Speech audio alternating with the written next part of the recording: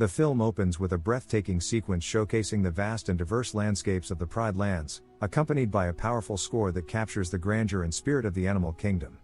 The story begins with a young Mufasa, not yet the confident and wise king we know, but a vulnerable cub caught in the throes of a life-altering event. A sudden and violent flood separates him from his family, sweeping him into uncharted territory. Mufasa's ordeal takes a turn when he is discovered by another lion cub, Taka. Taka, who will later be known as Scar, is charismatic yet harboring a sense of entitlement and ambition due to his position as the royal heir. Suddenly, crocodiles appear and charge at the cubs, but Eshe arrives and charges at the crocodiles. The crocodiles, startled by her ferocity, momentarily pull back, giving her just enough time to pull the cubs to safety. Once on the shore, Eshe's relief quickly turns to anger. She scolds Taka, her voice filled with frustration and fear. Taka, still shaken but unwilling to take full responsibility, deflects. He tells Eshe that Mufasa is lost, that he has nowhere to go, and pleads with her to let Mufasa stay with them. Eshe softens, seeing the vulnerability in both cubs. After a moment of thought, she agrees to take Mufasa in, reassuring him that he is safe with them now. The three begin their journey back through the Pride Lands, the vast savanna stretching out before them. When they finally reach their pride's territory, they are met by Obasi, Taka's father and the leader of the pride. Before Eshe can explain, Obasi cuts her off, refusing to let Mufasa stay. He argues that Mufasa is an outsider, a potential threat to their pride's stability. Eshe, unwilling to back down, challenges him. She proposes a bet, a race between Mufasa and Taka across their territory. If Mufasa wins, Obasi must allow him to stay. Obasi, confident in his son's abilities, agrees to the terms. Taka and Mufasa line up at the starting point, their young faces filled with determination. As Eshe signals the start, the two cubs take off, their small bodies moving with surprising speed. They navigate through the rugged terrain, leaping over rocks and weaving through tall grass. Despite Taka's familiarity with the land, Mufasa's natural strength and resilience give him the edge. In a final burst of speed, Mufasa crosses the finish line first. Obasi's reaction is a mix of frustration and anger. While he begrudgingly honors the bet, he directs his anger at Taka, accusing him of not trying hard enough. Time passes, and Mufasa and Taka grow into strong young lions. Their bond deepens as they navigate adolescence together, sharing adventures and supporting one another. Despite their closeness, Obasi's disdain for Mufasa remains. He continues to treat Mufasa as an outsider, forbidding him from participating in certain pride activities. Instead, he relegates Mufasa to tasks with the female lions, a move meant to belittle him. Taka, loyal to his friend, tries to defend Mufasa, but Obasi's authority is absolute. Taka is forced to comply, leaving Mufasa feeling isolated. Later, Mufasa seeks out Eshe, his surrogate mother, and confides in her. He tells her how much he misses his true home and how difficult it is to feel like he doesn't belong. His voice is filled with sadness and frustration. Eshe listens patiently, her eyes filled with empathy. She reminds Mufasa that family is not just about blood but about the bonds they choose to create. She tells him that she considers him her son and that he has a place with them, no matter what Obasi says. The next day begins with Eshe taking Mufasa out to teach him the art of hunting in pairs, a skill that requires trust, coordination, and precision. The golden savanna stretches out before them, dotted with tall grass and sparse trees. Eshe instructs Mufasa on how to move silently, blending into the environment, and how to communicate with subtle gestures. Unbeknownst to them, Taka is hiding in the distance, watching them with a mix of curiosity and jealousy. He feels left out but doesn't approach, choosing instead to observe. However, none of the three lions realize that they are not alone. Two large white lions, their muscular forms camouflaged in the pale light, are stalking them from the shadows. Suddenly, with a burst of speed, the white lions charge. Eshe and Mufasa are caught off guard, but Mufasa quickly steps in to defend Eshe. Despite his young age, Mufasa displays remarkable courage and strength.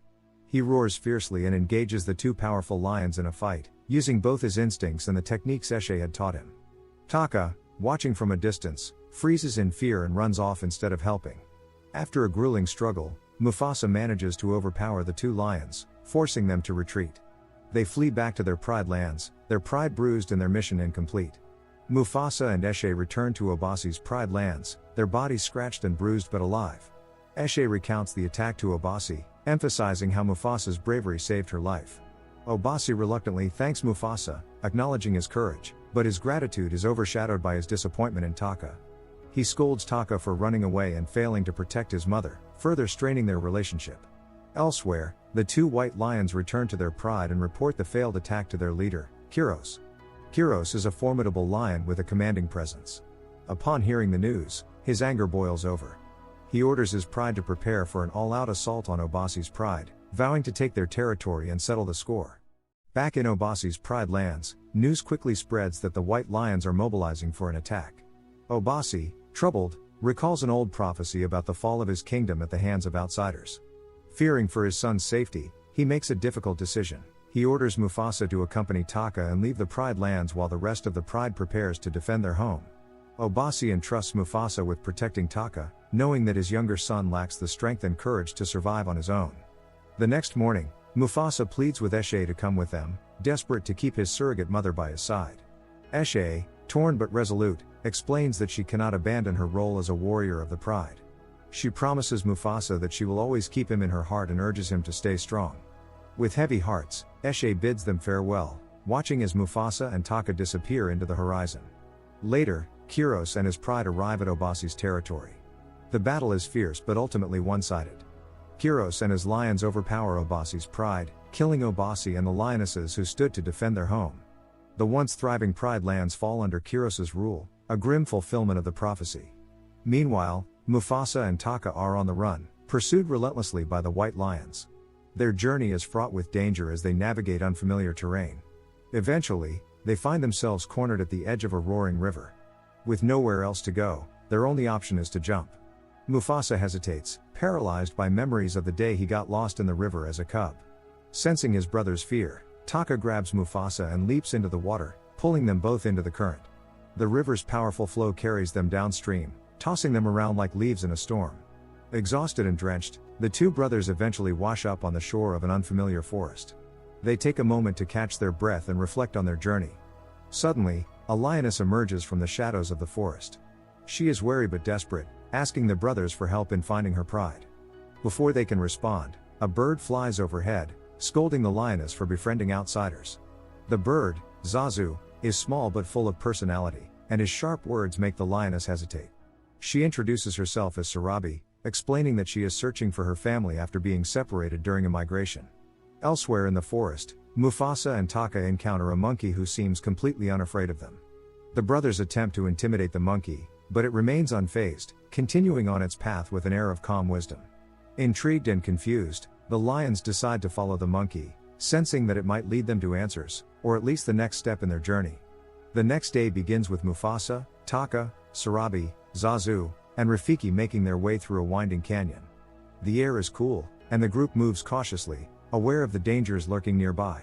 Rafiki leads the way, his staff tapping rhythmically against the ground, while Zazu scouts ahead, occasionally circling back to warn of potential threats. Elsewhere, Kiros and his pride of white lions continue their relentless pursuit. They pick up the group's trail and move with calculated precision, their leader determined to avenge his losses and claim the promised lands for his pride. The white lions are closing the distance, and time is running out for Mufasa and his friends. Meanwhile, Taka and Mufasa have a quiet moment together.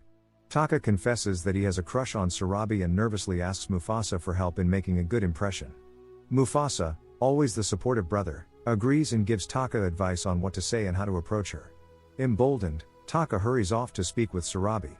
Though his attempt is clumsy and awkward, Sarabi appreciates the effort, offering him a kind smile that lifts his spirits. As the group emerges from the canyon, Zazu suddenly flies back in a panic, warning them that the white lions are dangerously close. Before they can react, the ground begins to tremble. A herd of elephants, startled by the white lions, charges through the canyon in a massive stampede. The chaos is overwhelming. The white lions retreat, unwilling to risk being trampled, but the group is caught in the middle of the chaos. In the midst of the stampede, Sarabi is knocked over and trapped beneath the charging elephants. Without hesitation, Mufasa leaps into action, weaving through the stampede to reach her. Using his strength and courage, he pulls her to safety just as the elephants thunder past. Once the danger subsides, Rafiki tends to Sarabi, who is shaken but unharmed. When she asks who saved her, Mufasa, ever loyal to his brother, quickly credits Taka. A few days later, as the group continues their journey, Sarabi approaches Mufasa privately. She thanks him for saving her life, revealing that she knows it was him and not Taka who rescued her. Mufasa tries to downplay his actions, but Sarabi's gratitude is genuine, and a bond begins to form between them. Taka, watching from a distance, feels a pang of jealousy. He misinterprets their growing closeness as a betrayal, believing Mufasa has backstabbed him despite knowing his feelings for Sarabi. Consumed by jealousy and anger, Taka makes a fateful decision. He secretly approaches the White Lions and strikes a deal with Kiros. Taka claims that Mufasa killed Kiros's son and offers to lead the White Lions to Mufasa and the Promised Lands in exchange for their alliance. Kiros agrees, seeing an opportunity to fulfill his ambitions. The next morning, as Mufasa and his friends resume their journey, Taka subtly leaves marks along their trail to guide the White Lions. Later, the group finally arrives at the Promised Lands, a lush, vibrant paradise teeming with life. Mufasa is overcome with emotion, recognizing it as the place his mother once described. The animals of the Promised Lands gather, sensing the arrival of someone special. They instinctively bow to Mufasa, acknowledging him as a leader. However, the moment of peace is short-lived. The White Lions arrive, led by Kiros, who confronts Mufasa. Kiros reveals Taka's betrayal, causing shock and tension within the group. The White Lions launch their attack, and Mufasa rallies the animals of the Promised Lands to defend their home. The animals unite under Mufasa's leadership, fighting back with determination and driving the White Lions out of the territory. As the battle rages, Kiros corners Mufasa and prepares to strike the final blow. At the last moment, Taka intervenes, leaping in front of Mufasa to shield him. In the process, Taka receives a deep scar across his face. The fight between Mufasa and Kiros continues, and they both fall into a rushing river. Mufasa struggles against the current, but just as he begins to lose hope, Taka pulls him to safety, redeeming himself through his selfless act. Overcome with shame for his betrayal, Taka decides to leave, believing he no longer belongs. Mufasa, however, refuses to let his brother go. In front of the gathered animals, Mufasa forgives Taka and declares that as long as he is king, Taka will always have a place in the kingdom. The animals bow to Mufasa, fully embracing him as their rightful leader. Make sure to like and subscribe for more notifications. Until next time. See you soon.